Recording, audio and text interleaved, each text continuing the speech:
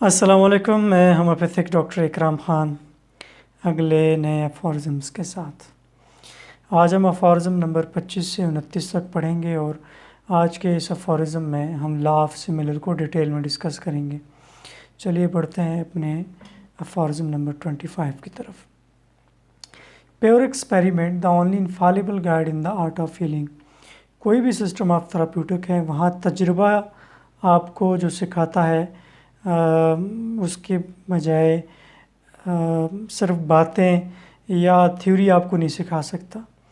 यानी आप कोई भी चीज़ दुनिया की उठा लें, जब तक आपका पर्सनल एक्सपीरियंस नहीं होता ना, तो आपका यकीन का वो दर्जा नहीं होता। तो एनी हाउ तजर्बा आपको सिखाता है और ये इररिफ्यूटेबल होता है। तजर्बा का सिखाया हुआ को कोई रद्द नहीं कर सकता। Teaches us in all tests consciously conducted that the medicine that has produced upon a healthy human body the greatest number of symptoms similar to those of the disease being treated in the only one that will cure। यानी यहाँ पे doctor हमने क्या कहते हैं कि हमें pure experiment ने ये बात सिखाई है कि जो दवाई, जो भी चीज़ तंदुरुस्त इंसान में जो भी अलामात पैदा करे, वैसे ही अलामात एक बीमार हमारे पास लेके आए, तो वही दवाई जब हम उस मरीज़ को देंगे, उस बीमार को देंगे, तो वो शिफा हो जाएगी, बंदा बीमारी की जान छूट जाएगी बीमारी से उस बंदे की। तो लेकिन कैसे? जब हम administered properly potentize in small doses this medicine will rapidly thoroughly and permanently destroy the totality of symptom. जब हम ये दवाई पोटेंटाइज फॉर्म में स्मॉल डोजेस कलील मकदार में देंगे, तो ये रैपिडली, जल्दी से, थारोली और परमानेंटली जो टोटलिटी ऑफ सिम्टम मरीज़ बयान कर रहा है उसको ख़त्म कर देगी, उस डिज़ीज़ को ख़त्म कर देंगी और मरीज़ की सेहत बहाल हो जाएगी। All medicines without exception cure those diseases whose symptoms most closely resembles their own and leave none of them uncured। याद रखें, जो सिमिलैरिटी है इसकी रिजेम्बलेंस बहुत ज़्यादा ज़रूरी है। जो सिम्टम सिमिलैरिटी है यानी मरीज़ की अलामात और जो दवाई आप दे रहे हैं इसकी अलामात मैच होना इंतहाई ज़रूरी है। अदरवाइज़ जो लॉ है वो फॉलो नहीं होगा और क्योर नहीं होगी। यहाँ फुट नोट में प्योर एक्सपेरिमेंट पे जब बात आई, डॉक्टर हनमन कहते हैं I am not referring here to the kind of experiment of which the usual physician of the old school of thought, यानी ओल्ड स्कूल ऑफ थाट जिस एक्सपेरिमेंट को लेके जिस एक्सपेरिमेंट की बात करते हैं, कहते हैं मैं उस एक्सपेरिमेंट की बात नहीं करता कि जहाँ कहा कुछ और जा रहा है और एक्सपेरिमेंट में हमें कुछ और मिल रहा है। या ऐसा एक्सपेरिमेंट भी नहीं होना चाहिए कि जो 5 साल पहले एक्सपेरिमेंट किया तो कोई और जवाब आया, 5 साल बाद एक्सपेरिमेंट कर रहे हैं तो कुछ और आउटपुट हो रही है, या जो एक्सपेरिमेंट आपने पहले किया उसके ऊपर आप बिग क्रॉस लगा दें, भाई ये नुकसानदेह चीज़ें। इस किस्म की एक्सपेरिमेंट की बात नहीं हो रही।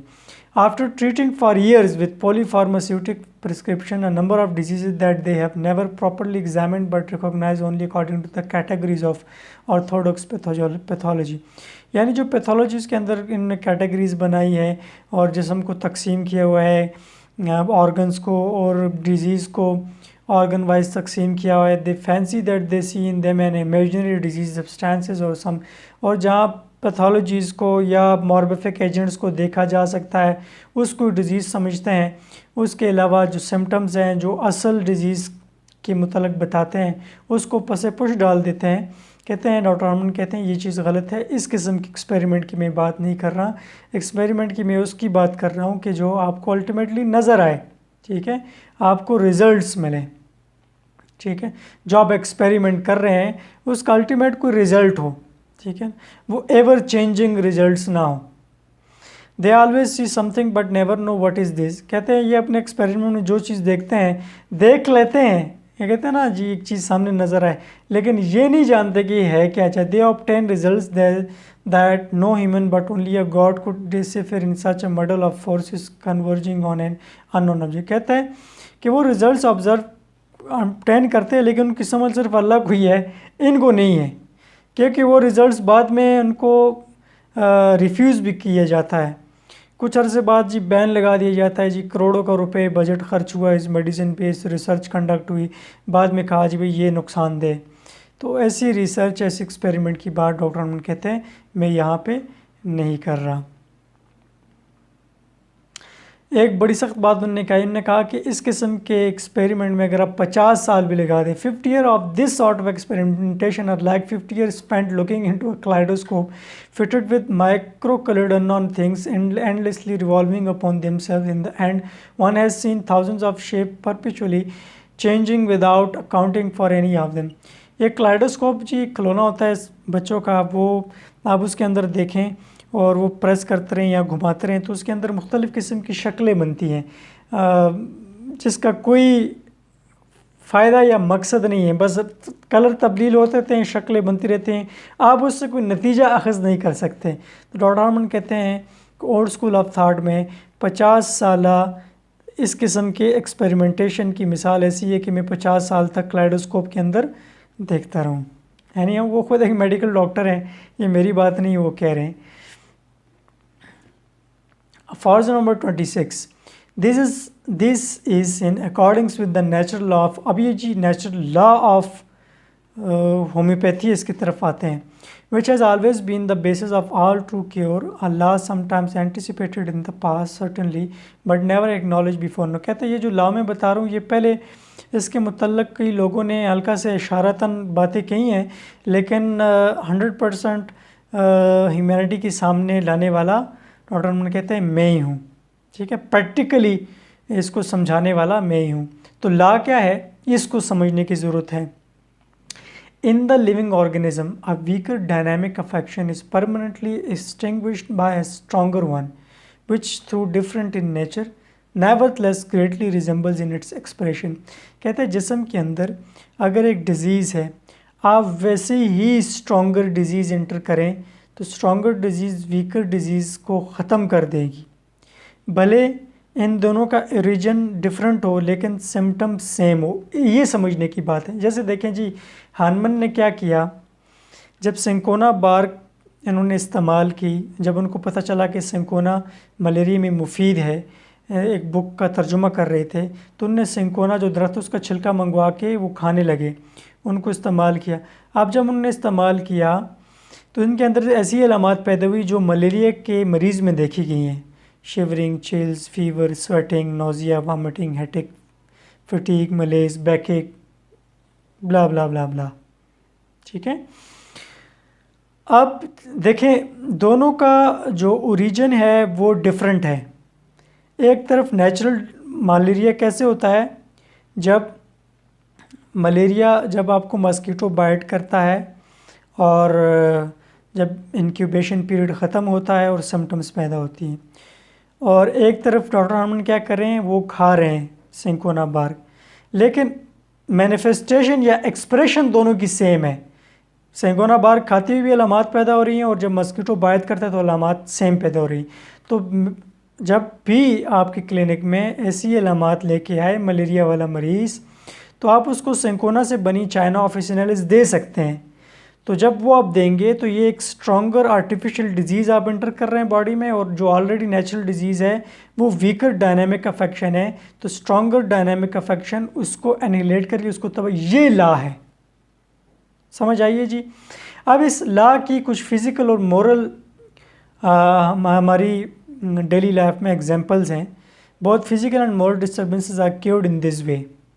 जैसे Why does brilliant Jupiter disappear in the light of dawn to the optic nerve of the beholder? Because a very similar through देखें सितारा सुबह के वक्त क्यों हमारी आंखों से ओझल हो जाता है, क्योंकि हमारे ऑप्टिक नर्व पे स्ट्रॉन्गर लाइट जब आती है सूरज की तो हमें फिर वो सितारा नज़र नहीं आता। ये एक, या एक दूसरी एग्जांपल उन्होंने दी है कि एक बदबू जो है वो एक कम बदबू वो ख़त्म हो जाती है जब आप स्ट्रॉन्ग बदबू के करीब जाते हैं। ठीक है, तो वो उसको ख़त्म कर, वो आपको पहली वाली बदबू नहीं आती जब स्ट्रॉन्गर बदबू आपके ऑल्फैक्टरी नर्व्स पे अपना इफ़ेक्ट डाले। ठीक है, अब देखें ये बू जो है ना, ये किसी किस्म की म्यूज़िक से या स्वीट केक से ख़त्म नहीं होगी, यानी किसी और सेंसेस से ये स्मेल ख़त्म नहीं होगी। उसी सिमिलर ऑल्फैक्टरी नर्व्स पे अगर स्ट्रॉन्गर कोई ऑफेंसिव किस्म की ओडोर इफ़ेक्ट डाले तो वो जो ऑलरेडी बू थी वो आना बंद हो जाएंगी। ठीक है, ये एक इन्होंने एग्जांपल दिया। और इसके अलावा इन्होंने 2-3 एग्जांपल्स दिए, मैं एक चंद पढ़ के आप लोगों को सुनाऊंगा। आप लोग पढ़े ये फुट नोट फॉर्जम नंबर 26 का। और जैसे फॉर एग्ज़ाम्पल ना आपके ऊपर कोई सदमा है या परेशानी है, जैसे कि 2005 में यहाँ ज़लज़ला हुआ तो बालाकोट में, और हमारा गांव अलाई है उसमें, तो एक बंदे की अगर फौतगी हुई है तो वो रो पिट रहा है। जब उसने दाएं बाएं देखा, किसी की माँ बहन भाई सब कुछ फौत हो गया है, हर चीज़ तबाह हो गई है। किसी के 2 भाई थे, दोनों फौत हो गए, इसका एक था। तो आस्ता आस्ता वो गम, स्ट्रॉन्गर गम ने इसकी वीकर गम को इफ़ेक्ट को कम कर दिया। ठीक है, जैसे फॉर एग्ज़ाम्पल आपको एक एंजाइटी है, और जब आप किसी ऐसे आदमी से मिलते हैं कि उसको वैसे ही सिवियर एंजाइटी है, तो आपको अपने आप बेहतर फील होना महसूस होता है। This is law of similar, कि स्ट्रॉन्गर वन विल एनहेलेट और overcome the intensity of weaker one. ठीक है, तो ये लॉ है।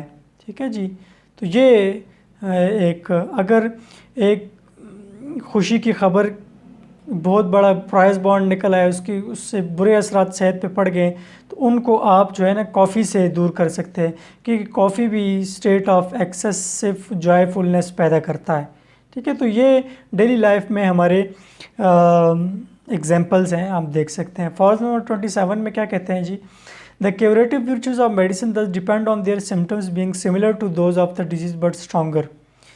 यानी मेडिसिन की जो क्यूरेटिव प्रॉपर्टीज़ हैं ये डिपेंड करती है सिम्टम सिमिलैरिटी पे प्लस स्ट्रॉन्गर होने पे। ठीक है, जो आप दवाई दे रहे हैं वो भी स्ट्रॉन्गर होनी चाहिए।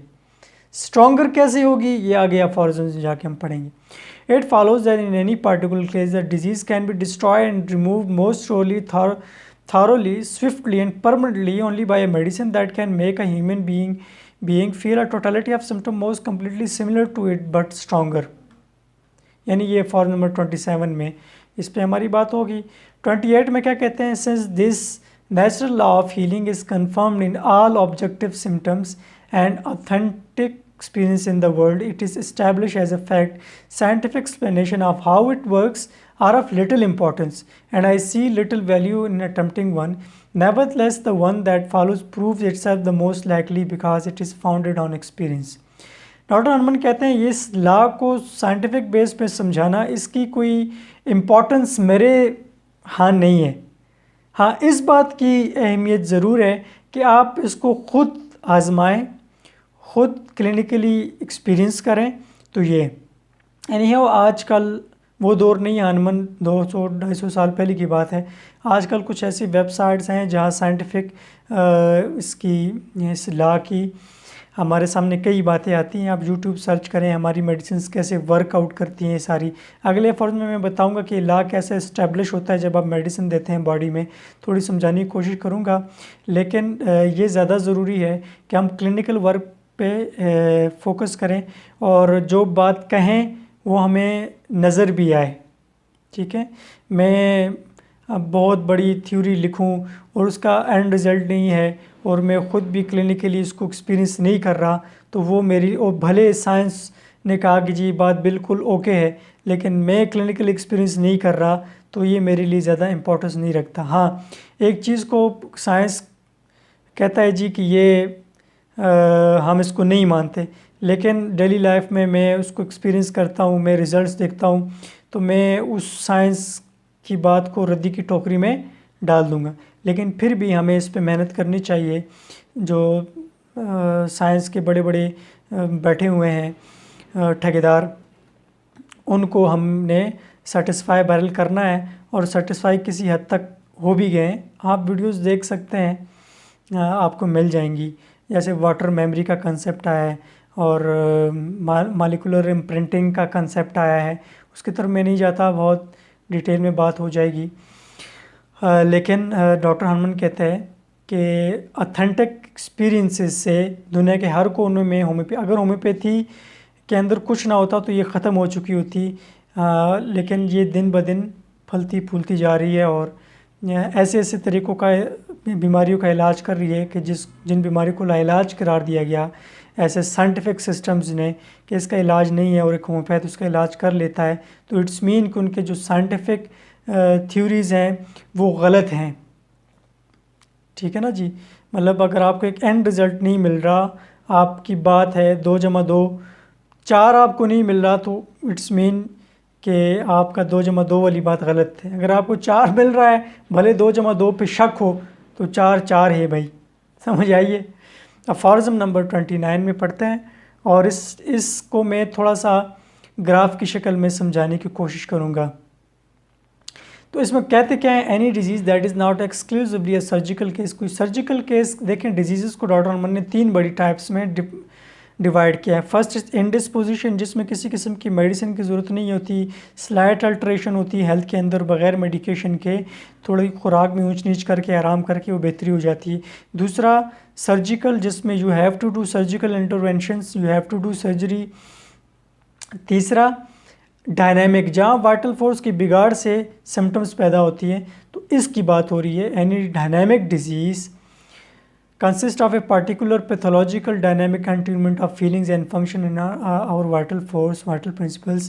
So in homeopathic cure, this vital force which has been dynamically attuned by natural disease is taken over by similar and somewhat stronger artificial disease through the administration of potentized medicine that has been accurately chosen for the similarity of symptom. Consequently, the weaker natural disease is extinguished and disappear. From then on it no longer exists for the vital principle, which is controlled and occupied by the stronger artificial disease. This in turn persistently wanes so that the patient is left free and cured. Thus delivered, the dynamic can again maintain the organism in health. यानी जब एक natural disease हमारे पास लेके आता है मरीज़, हमें symptoms बताता है, हम वैसे ही सिम्टम कॉज करने वाली दवाई मटीरियल मेडिका में लिखी होती है, जब हम वो दवाई मरीज़ को देते हैं तो क्योर कैसे होता है ये मैं आपको अभी ही ग्राफ की शक्ल में समझाने की कोशिश करता हूँ। थोड़ी सी इसकी फर्दर एक्सप्लेनेशन को हम समझ लें। The vital force frees itself much more easily from artificial disease than from natural one, although the former are stronger because the disease agents called medicine producing the artificial disease have a short action.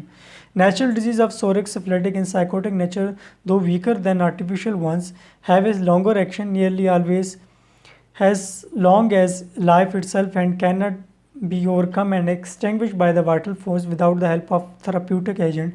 To extinguish them, the physician acts on the vital force with the power, the homeopathic remedy that can make a very similar but stronger artificial disease, a disease of many years duration. Para 46 being cured by an outbreak of the smallpox of measles, both of these running that course in formula 46 में हम detail में इसको थोड़ा और इस लाभ similar को समझने की कोशिश करेंगे। अभी मैं आपको ग्राफ की शक्ल में बताता हूँ कि हमने कैसे ये लॉ ऑफ क्योर बॉडी के अंदर इस्टेब्लिश होता है जब हम एक आर्टिफिशियल सिमिलर डिजीज़ बॉडी में एंटर करते हैं। अच्छा व्यूअर्स, तो फॉर्मूला नंबर 29 मैंने बोला था कि आपको मैं ग्राफ की शक्ल में समझाने की कोशिश करूँगा, तो चलिए बनाते हैं ग्राफ। ये ग्राफ बन गया। फॉर एग्ज़ाम्पल यहाँ पे जो नेचुरल डिज़ीज़ है बॉडी के अंदर उसका ग्राफ ये है। ये आप कह लें जी, ये आ गई आपकी नेचुरल डिज़ीज़। नेचुरल डिज़ीज़ मैंने आपसे कहा था कि नेचुरल डिज़ीज़ तब पैदा होती है जब बॉडी के अंदर आपकी वाइटल फोर्स वीक हो जाए, वो सिम्टम्स पैदा करते हैं। जब सिम्टम्स पैदा होते हैं तो हम उसको क्या बोलते हैं जी, टोटलिटी ऑफ सिम्टम, ये इसको ये डिज़ीज़ है, बंदा बीमार है। तो ऑब्वियसली आपकी वाइटल फोर्स का लेवल कम है, नेचुरल डिज़ीज़ आपके वाइटल फोर्स पे गालिब है। फॉर एग्ज़ाम्पल हम इसको वाइटल फोर्स का नाम दे देते हैं, ठीक है। अब वाइटल फोर्स की लेवल कम है, ये एक ऑप्टिमल लेवल है, ठीक है, ये आपके वाइटल फोर्स को यहाँ तक होना चाहिए, लेकिन ये डाउन है आपकी अननेचुरल लाइफस्टाइल से, तो ये जब कमज़ोर हो गया तो इसने ये सिम्टम्स पैदा कर ली। ठीक है, हम क्या करते हैं जब हम आर्टिफिशियल सिमिलर डिजीज़, यहाँ पे मैं ये इज इक्वल टू डालूँगा, यहाँ पे मैंने ऐसी ही एक आर्टिफिशियल स्ट्रॉन्गर डिजीज़ एंटर कर दी। ठीक है, यहाँ पे मैं लिख लेता हूँ आर्टिफिशियल डिजीज़। ये आर्टिफिशियल डिजीज़ मुझे कैसे पता चला कि ये आर्टिफिशियल डिजीज़ इसको ख़त्म करेगी? Due to similarity. ठीक है, यानी मैंने अपनी मटीरियल में ऐसी दवाई ढूंढी, ऐसी एक आर्टिफिशियल डिजीज़ प्रोड्यूसिंग एजेंट ढूंढा जो कि इस बीमार की सिम्टम्स के साथ मुशाबित रखता है।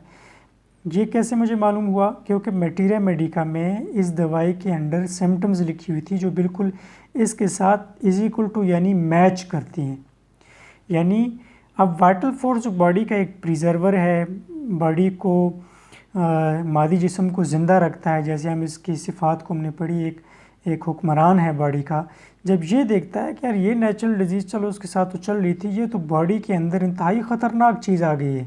ठीक है, और ये क्या कर लेगा वाइटल फोर्स, इसको छोड़ के इसको पकड़ लेगा। इसको पकड़ने के लिए इसने यहाँ ऑप्टिमल लेवल तक आना होगा। अब ये व्यूअर्स याद रखें, ये जो मैंने आर्टिफिशियल एक चीज़ क्रिएट की है, ठीक है, ये जो एक मैंने चीज़ क्रिएट की है दैट इज़ टेम्परेरी। ये जो आर्टिफिशियल डिजीज़ है ये कोई पैथोलॉजिकल नुकसान नहीं लेके आती, ये बिल्कुल वॉलेटाइल होती है, ये बिल्कुल डाइल्यूट होती है। जब मैंने इसको बॉडी के अंदर एक समझ लें कि एक अलार्मिंग सिचुएशन क्रिएट की, तो ये वाइटल फोर्स परमानेंटली इस ऑप्टिमल लेवल तक आ गया। और ये जो मैंने चीज़ वक्ती तौर पे बॉडी के अंदर एंटर की थी ये ख़त्म हो जाएगी। जब ये ख़त्म हो जाएगी तो देखें इसका ये जो नेचुरल डिजीज़ है इसको इसने इनहेलेट कर दिया, इस वाइटल फोर्स ने इसको पकड़ लिया, वाइटल फोर्स को। और ये मैंने टेम्परेरी एक सिचुएशन दाखिल की है। जब ये सिचुएशन दाखिल हो गई तो vital force permanently optimal level तक आ गया। जब सिचुएशन दाखिल होगी और वोलेटाइल थी, परमानेंट नहीं थी, टेम्परेरी थी, जब ये ख़त्म हो गई तो नेचुरल डिजीज़ आपकी ये रहेगी। तो वाइटल फोर्स ने पूरी बॉडी का चार्ज संभाल लिया। इसीलिए हमारे पास पेशेंट आते हैं और कहते हैं डॉक्टर साहब मैंने जो आपको मसला बताया था वो मसला तो हल हो गया, लेकिन वो मसाइल भी हल हो गए जो मैं बताना भूल गया। अब वाइटल फोर्स का ऑप्टिमल लेवल तक पहुंच आ गया, जब इम्यूनिटी रिस्पांस इसका ऑप्टिमम लेवल तक आ गया तो ये बॉडी के अंदर बाकी मसाइल भी बेहतरी की तरफ ले आता है। तो ये यहाँ समझाने की बात है। ये नेचुरल डिजीज़ थी, मैंने आर्टिफिशियल डिजीज़ क्रिएट की सिर्फ इस वाइटल फोर्स को ऊपर लाने के लिए, इस वाइटल फोर्स का रुख मोड़ने के लिए, इस वाइटल फोर्स से पॉजिटिव रिस्पांस लेने के लिए, इस वाइटल फोर्स से इन टाइम इस डिज़ीज़ को ख़त्म करने के लिए। ठीक है ना जी। लेकिन ये जो मैंने एक अब कह लें कि स्पिरिचुअल एक डायनामिक एक सिचुएशन क्रिएट की, इस आर्टिफिशियल डिजीज़ ने अपनी वीकर डिजीज़ के इफ़ेक्ट को ख़त्म कर दिया, इसकी जगह ले ली, इसने इसको पकड़ लिया और ये ख़ुद ब खुद ख़त्म हो गया और वाइटल फोर्स अपने ऑप्टिमम लेवल तक आ गए। ये अफॉर्ज़म नंबर 29 में बताया कि ये लॉ इस तरह से काम करता है। होपफुली आप लोगों को समझ में आया हुआ होगा। Thank you so much.